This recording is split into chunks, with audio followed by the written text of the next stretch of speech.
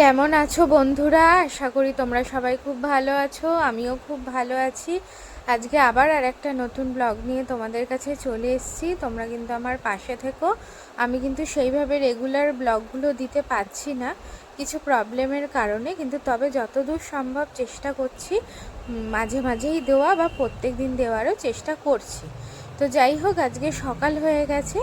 সকাল সকাল উঠে আমার মেয়েকে আজকে যদিও ঘুম থেকে ডাকিনি এখনও, উঠে আমি আমার ঘরের সমস্ত কাজকর্মগুলো সেরে নেওয়ারই চেষ্টা করছি। প্রথমে ঘরটা ঝাড়টার দিয়ে দিয়েছি, দিয়ে এবার ঘরটা আস্তে আস্তে করে মুছে নিচ্ছি। আমি কিন্তু সকালে প্রত্যেক দিনই একবার করে ঘরটা মুছে নিই, আর একটু তখন তলাগুলো বা টেবিল চেয়ারের সাইডগুলো বা আলমারির কোণাগুলো একটু ভালো করে মুছে নিই। আর বসে মুছতে পারি না ঠিকই, কিন্তু ডান্ডি দিয়েই আমি ভালো করে আস্তে আস্তে করে মুছে নিই, এবং তাতে দেখেছি প্রচুর ময়লাও বেরোয়। আর দেখো, সারাদিনে তো একবার মুছলে হয় না, দুবার মুছলে ঘরটা কিন্তু মোটামুটি পরিষ্কারও থাকে। আর এটাও ভেবে নিচ্ছি আজকে সারাদিনে পরপর কিভাবে কাজগুলো করব, সেটাও কিন্তু মাথায় আস্তে আস্তে করে চিন্তা করে নিচ্ছি। আর কি কি রান্না করব সেটাও আস্তে আস্তে চিন্তা করে নিচ্ছি। তো আজকে আমাকে মেয়েকে নিয়ে যেতে হবে স্কুলে, কেন ওর বাবার সময় হবে না।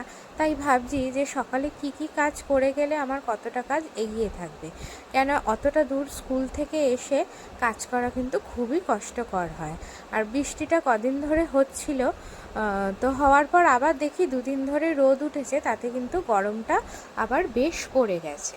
তো যাই হোক, তো এইখানে ঠাকুর ঘরটা আগে মুছে নিয়েছি, আর ওই দিকের ঘরটাও মোছা হয়ে গেছে, আর এদিকে ডাইনিংটাও আস্তে আস্তে মুছে নিচ্ছি।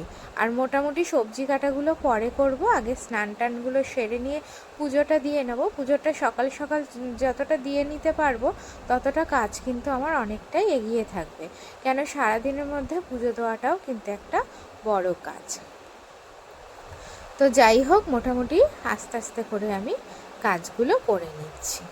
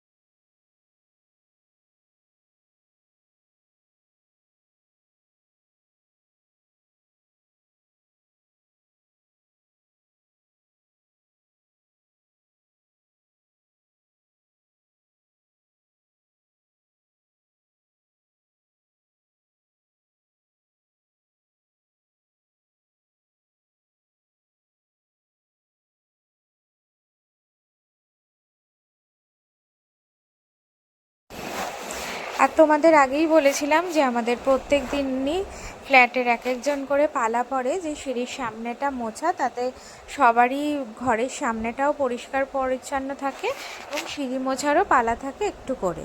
কিন্তু আমাদের যেহেতু মাসি কয়েকদিন ধরে আসছে না, তাই কি করছে, সবাই সবার সামনের সিঁড়িগুলো একবার করে মুছে নিচ্ছে। আর যেহেতু আমাদের এতগুলো ফ্যামিলি, সবাই একটু একটু করে মুছে নিলে কিন্তু ঘর দোর বারান্দা সব পরিষ্কার পরিচ্ছন্নও থাকছে। তো আমার যেহেতু ঘরটার মোছা কমপ্লিট, এরপর আমি সিঁড়ি টিড়িগুলো বা সামনেটুকু যতটা সম্ভব আমার সবটা মুছে নেব, কেন এত বড় বিল্ডিংয়ে তো পুরো সিঁড়িগুলো মোছা সম্ভব হয় না। তাই যে যার সামনেটা পারে ততটুকু সে মুছে নেয়। চলো এবার চান টান করে নেব। তো স্নান টান করা কমপ্লিট, জলের বোতলও ভরা হয়ে গেছে, কেন এক একজনের এক একটা জলের বোতল, ওদিকে বাসন মাজাও কিছুটা আগেই করে রেখেছিলাম। তো তারপর এবার আস্তে আস্তে আমি গোপাল সোনাকে আর রাধাকৃষ্ণকে পুজো দিয়ে নিলাম। এরপর বসিয়ে দিলাম আমি আলু পোস্ত। আজকে ভেবেছি আলু পোস্ত আর মাছই করব, কেন আমাকে স্কুল যাওয়ার আগে করে রাখতে হবে। স্কুল থেকে এসে কিন্তু আমার অনেক কাজ থাকবে, আর তোমার এসেও আমার একটুখানি বেরোনোর আছে, যেই জন্য আমি আগে থেকে যতটা সম্ভব পারছি রান্নাটা করে রেখেছি। আর ভাতও না একবারেই করে নিয়েছি, কেন এখনও মেয়ে স্কুলে ধরো ভাত খেয়ে যাবে, আবার তো দুপুরে এসে খাবেই, বারে বারে ভাত আর করি না, তো একবারেই করে নিই। কেন আমি আর আমার মেয়েই ভাত খাই, আমার হাজব্যান্ড কিন্তু ভাত খায় না, ওটস খায়। তো স্কুলে চলে গেছি, স্কুল থেকে চলেও এসেছি। স্কুল থেকে এসে আমার জন্য একটু টিফিন করে নিয়েছি, কেন সেই সময় টিফিন খাওয়া হয়নি, একটু ডিম পাউরুটি করে নিয়েছিলাম। আর মেয়ের যেহেতু পেটটা খারাপ ছিল, সেই কারণে ওকে একটুখানি চিড়ে দিয়ে দিয়েছিলাম। আর দেখো এই যে জ্যান্ত রুই মাছ নিয়ে এসেছি, সেটাই আলু পেঁপে কুমড়ো, এই আলু পেঁপে দিয়ে কিন্তু আমি ঝোল করে দেবো। তা যাই হোক, এখানে আমাদের জন্য একটু পোস্ত করেছি, পেঁয়াজ পোস্ত। আর মেয়ের জন্য দেখো ওখানে হালকা পোস্ত করে রেখেছি, সেটা পেঁয়াজ আর মশলা ছাড়া। আর মেয়ে হাফ ভাত খেয়ে চলে গেছে স্কুলে, আর হাফ ভাত কিন্তু রয়ে গেছে, ওটা পরে আবার খেয়ে নেবো। আর এখানে কিন্তু ভাতটাও আমি কমপ্লিট করে গেছি। তো পেঁয়াজ পোস্তটা খেতে ভালোই হয়েছিল, খেয়েছিলাম। তারপর এবার আস্তে আস্তে কী করবো, আমি সব সবজিগুলো ভেজে নেব, ভেজে নিয়ে এবার রুই মাছটা করব। আর হ্যাঁ, এখানে একটুখানি পটলও ভেজে নিয়েছিলাম। শুধু তো রুই মাছ দিয়ে ভাত খাওয়া যায় না, একটা ভাজা থাকলে ভালো হয়। আর পোস্তটা তো রয়েইছে। আচ্ছা, এরপর আমি কি করলাম, এদিকে রুই মাছটা ভেজে নিলাম, আর এদিকে তারাও আছে, স্কুলে যেতে হবে। স্কুল যাওয়ার আগে অনেকটা আমার কাজ আছে, সেটাও আমাকে করে নিতে হবে। আর ওদিকে বাটিতে দেখছো, ওটা আগের দিনের একটুখানি ভাত ছিল, সেটা আবার আমি গরম করে নিচ্ছি, কেন ওই ভাতটা তো আমি আর মেয়েকে খাওয়াবো না, বাসি ভাত, ওটা আমি গরম করে জল ঝরিয়ে খেয়ে নেবো।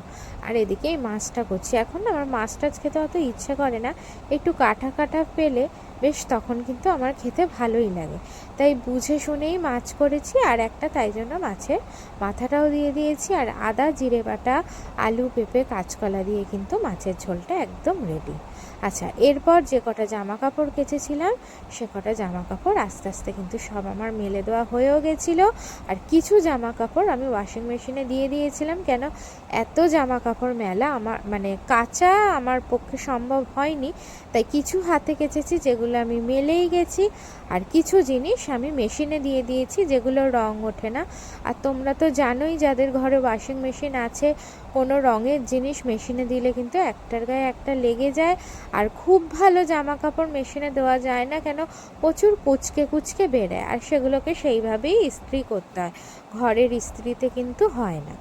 তো মোটামুটি ঘরোয়া যে সকল জিনিস রয়েছে, যেগুলোর মধ্যে ধরো রং ওঠে না, মেয়ের ছোট ছোট গেঞ্জি বা আমার নাইটি বা কিছু বিছানার চাদর বা কিছু ধরো একটু মোটা জিনিস, সেগুলোই কিন্তু আমি মেশিনে দিয়ে দিয়েছিলাম। আর স্কুলের জামা বলো বা ওর বাবার অফিসের টি শার্ট বলো, এগুলো কিন্তু আমি মেশিনে দিই না। তো যাই হোক, এদিকে দিয়ে দিচ্ছি, এদিকে দেখলাম বাইরেও প্রচুর রোদ হয়ে গেছে, আর এদিকে বারে বারে করে কিন্তু টাইমটাও দেখে নিচ্ছি যে কটা বাজে। একবার ভাবলাম যে না, স্নান টান যখন হয়েই গেছে, রান্না করার পর জানো তো আরও একবার স্নান করতে হয়, কেন রান্নার একটা তেল ঝাল মশলার একটা ফ্লেভার থাকে, তারপর গায়ের মধ্যে কোনো কোনো সময় তেলও ছিটকে আসে, কিন্তু ওই রকম মানে আষ্টে গায়ে না কোনো জায়গায় রেডি হয়ে বেরোতে খুব অস্বস্তিকরই লাগে। তাই জন্য আমি রান্না টান্না করার পর কিন্তু একবার হলেও আমি গাটা ধুয়েই তবে রেডি হই, তাহলে দেখবে ফ্রেশ লাগে। আর এখন তো মাঝে মাঝেই বৃষ্টি হচ্ছে, মাঝে মাঝে মেয়েকে আনতে গিয়ে ওই বৃষ্টির জলে কিন্তু প্রায় ভিজেই যাচ্ছে, আর এসে তো সেই জামা প্যান্টে কাদা লেগে গেলে সেই জামা প্যান্ট আমাকে অলরেডি ধুতেই হচ্ছে। তাই তো দেখেইছো যে কিছুটা জল ঝরিয়ে নিয়ে আমি ঘরের ভেতরেও দড়ি টাঙিয়েছি, সেখানেও আবার হাফ যেগুলো রয়েছে শুকনো, সেগুলো দিয়ে দিলাম। চলো, রেডি হয়ে নিলাম। এবার রেডি হয়ে গেছি, এবার আমি আস্তে আস্তে বেরোবো। তো বেরিয়ে বলেইছিলাম একটা জায়গায় কাজ ছিল, তো সেখানে একটু ব্যাংকের কিছু কাজ করে আমি চলে যাব আবার মেয়ের স্কুলে। ব্যাংকটা হচ্ছে উল্টো রাস্তায়, আর আমার মেয়ের স্কুলটা হচ্ছে অন্য রাস্তায়। তো যাই হোক, চলে এসেছি ব্যাংকে, ওখানে একটুখানি কাজটা সেরে নেবো, সেরে নিয়ে বেরিয়ে যাব। তো আমি ভিডিওটা কিছুটা আগে আর কিছুটা পরে করেছি। ব্যাংকের কাজ মোটামুটি আমার কিন্তু কমপ্লিট হয়ে গেছে। এরপর চলে গেলাম আমি আমার মেয়ের স্কুলে। মেয়ের স্কুলেও চলে এসেছি। এরপর মেয়েকে নিয়ে চলে যাব সোজা বাড়ি। তো চলো, আজকের মতো এখানে ভিডিওটা শেষ করলাম।